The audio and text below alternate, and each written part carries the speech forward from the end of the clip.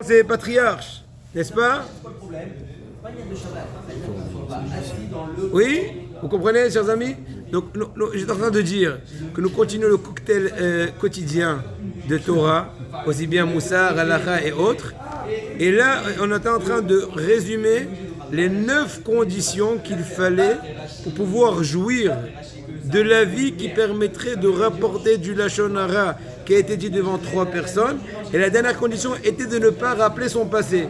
Bien que le passé n'est pas juste connu par 3 personnes, mais par toute sa génération. Et puisqu'aujourd'hui il a fait Teshuvah, quand tu fais ressusciter son passé, le passé est mort, c'est plus lui. C'est exemple.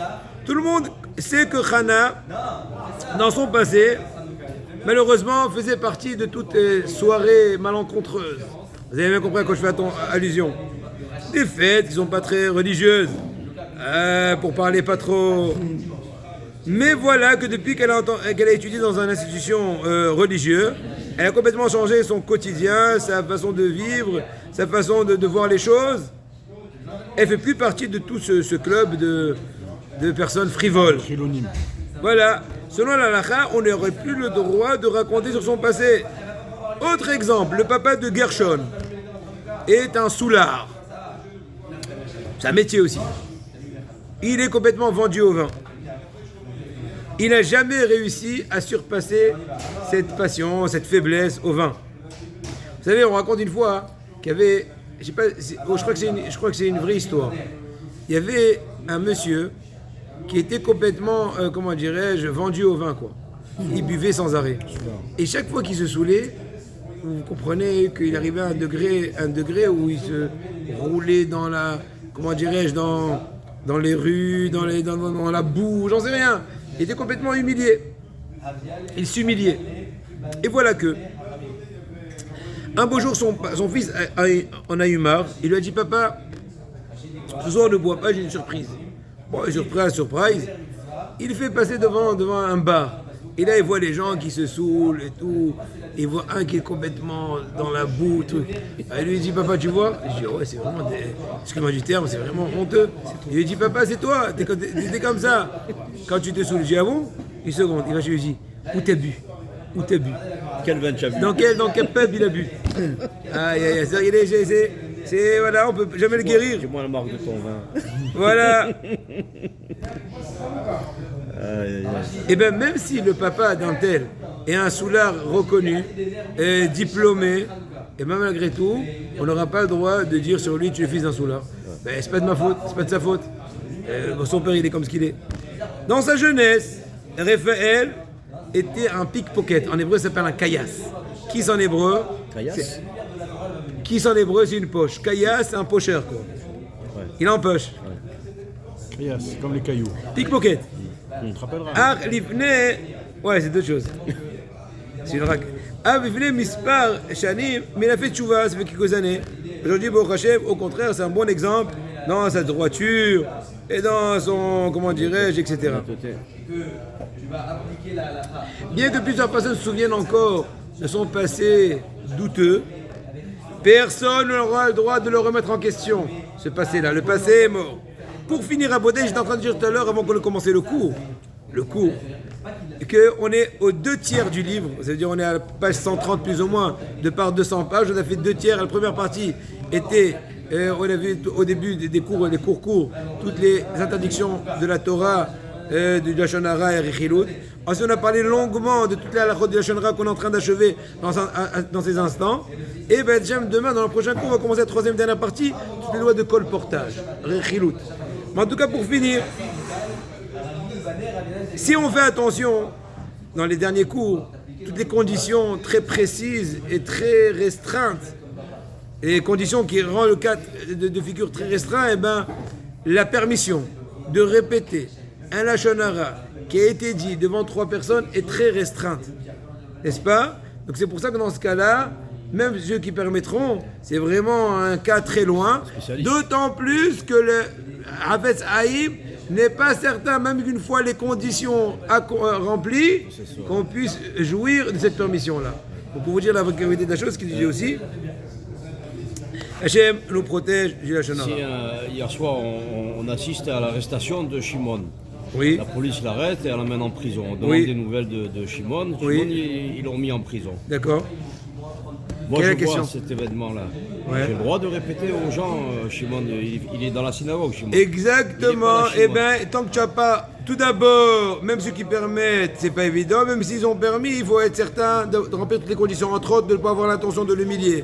Entre autres, c'est toi qui étais présent au moment où tu as vu qu'elle était arrêtée. Troisièmement, tu n'exagères pas. Quatrièmement, toutes les conditions qu'on a déballées dans les cours précédents. Donc, C'est presque impossible, c'est vrai. Voilà. Mais même je dis une fois que tu arrivé à, une fois que tu serais arrivé à l'impossible, c'est pas encore évident de permettre. Donc c'est interdit. En un mot. Et dans le judaïsme, il n'y a pas de fumée sans feu. Oui. D'accord, mais encore une fois, si ton but par exemple, tu dis par exemple à ton fils, écoute, tu vois un tel hier, la Hchouma, ils l'ont arrêté, il s'est fait tabasser, il s'est fait jeter dans la voiture avec les menottes. Tu lui dis ça à ton fils, tu dis, tu vois mon fils, c'est la délinquance. Tu risques d'arriver à ça. Hein.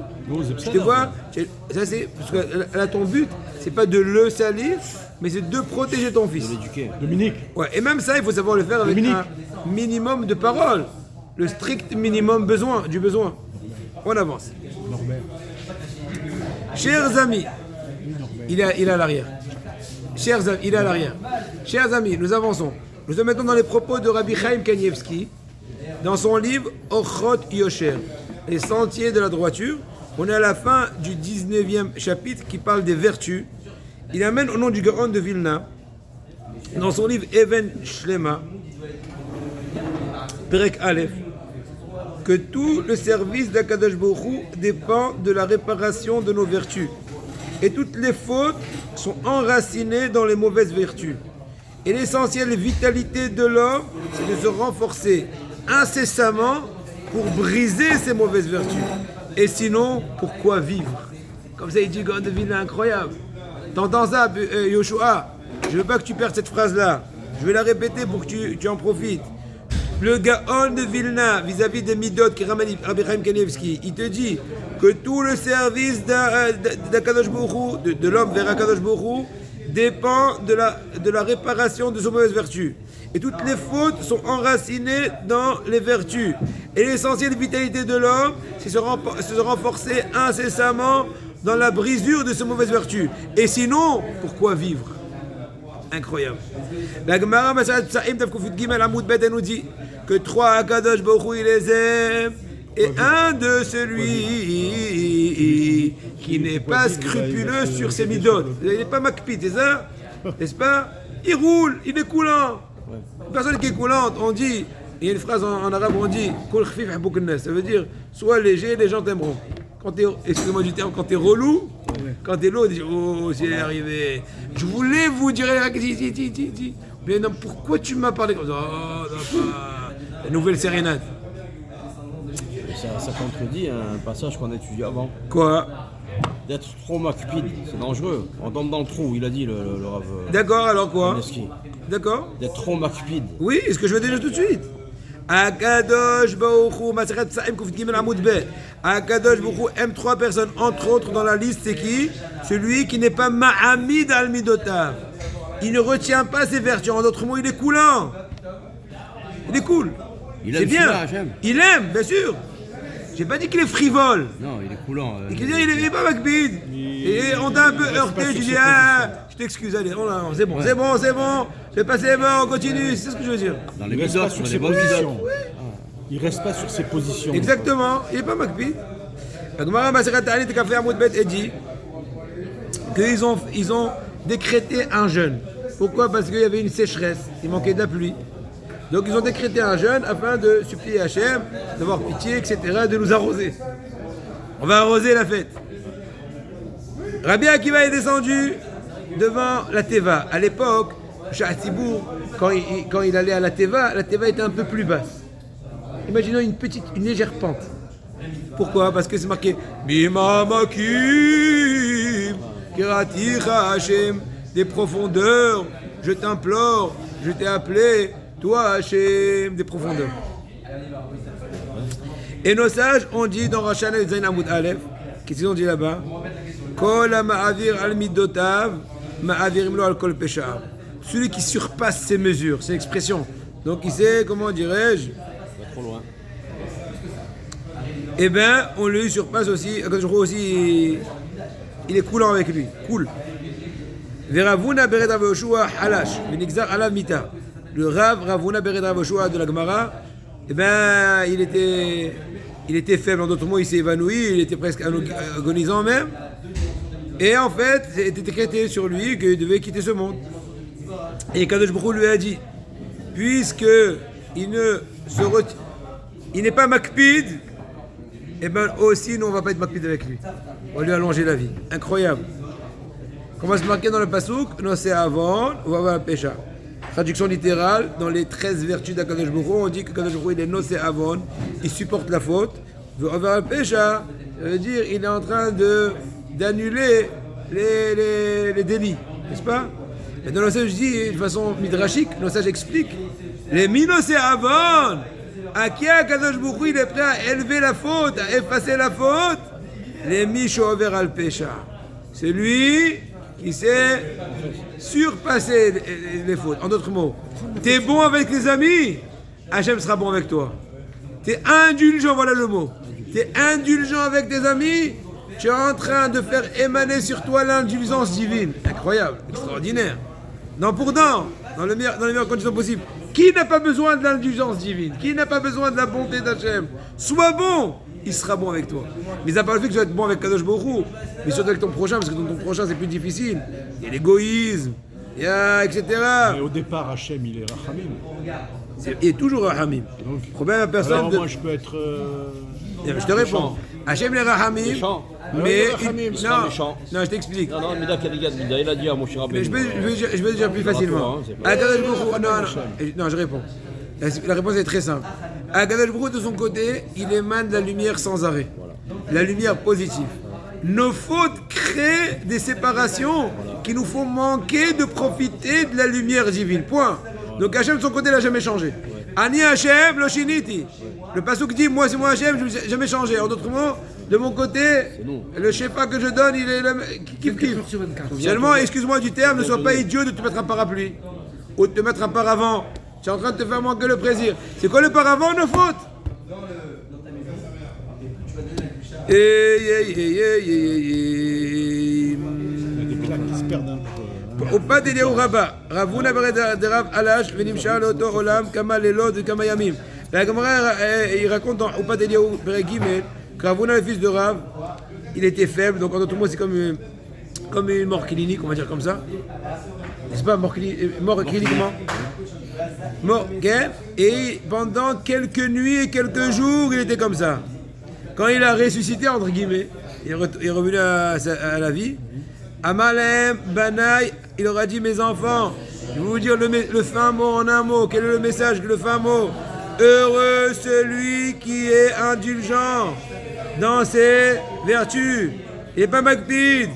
Je vous jure qu'ils sont venus des groupes d'anges de service et ils ont venu dire des bonnes choses sur moi. Donc c'était des avocats. Ça n'a pas encore suffi. Jusqu'à qu'un certain ange, il est venu, il leur a dit, sur qui vous êtes en train d'accuser? En train d'essayer d'accuser? Cette personne-là n'a jamais été makpid, elle n'a jamais été, comment dirais-je, elle est scrupuleuse vis-à-vis d'autrui. À ce moment-là, j'ai été libéré. J'ai été, comment dirais-je, j'ai eu gain de cause. Ça dépend qui vous dites ça. Il y en a qui vont squatter. Non, ils vont mélanger, ils vont faire des fautes. Dire, moi je suis pas makpid, hein. Voilà, c'est ça le problème. Voilà. Faut jamais juger autrui selon toi. Puisque moi, je n'aurais pas énervé si on m'aurait fait ça, donc je me permets de faire autrui. Mais on n'avait pas la même nature, vous n'avez pas la même sensibilité, vous n'avez pas le même cadre, la même personnalité, les mêmes difficultés, etc. Bon, ça c'était bien aidé à prochain cours, on verra le sujet, le 20e chapitre, qui parle de Nekima Venetira, c'est se venger ou garder rancune. On va prendre l'exemple toujours de celui qui regarde les yeux. Celui-là, il fait des efforts devant Hachem, il dit, mon Dieu, aide-moi.